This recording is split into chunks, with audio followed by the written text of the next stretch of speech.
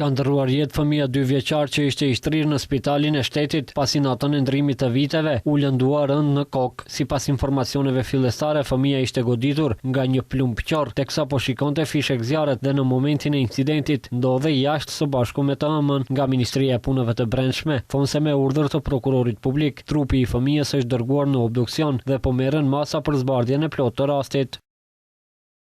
Zyrtarët policor kanë dalë në vendin e ngjarjes dhe kanë zhvilluar bisedë zyrtare me nënën GD 21, e cila ka sqaruar se më 31 dhjetor 2025, pak para mesnatës, kishte dalë para oborit të shtëpisë në zonën e Gazibabës me fëmijën dhe teksa po shikonin fishek zjarret, kishte dëgjuar një zhurmë, pas së cilës kishte vërejtur gjak nga koka e fëmijës. Në stacionin policor është zhvilluar bisedë zyrtare edhe me baban e fëmijës, MA, 26 vjeç. Në orën 1:58 të datës 2 janar 2026. Fëmia ka ndërruar jetë, ndërsa mjeku ka konstatuar vdekjen.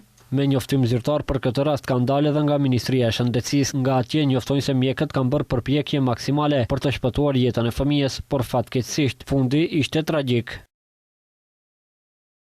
Pavarësisht përpjekjeve maksimale të ekipit mjekësor, përfundimi ishte tragjik. Shprehim ngushëllimet tona më të thella dhe më të sinqerta për familjen dhe të afërmit në këto momente jashtëzakonisht të vështira. Bëjmë apel të gjithë qytetarëve që festat të shënohen në mënyrë të qetë dhe dinjitoze, pa përdorimin e mjeteve piroteknike, fishek zjarreve e veçanërisht pa përdorimin e armëve të zjarrit. Pasojat e një sjelljeje të tillë të papërgjegjshme janë serioze dhe për fat të keq mund të jenë edhe fatale.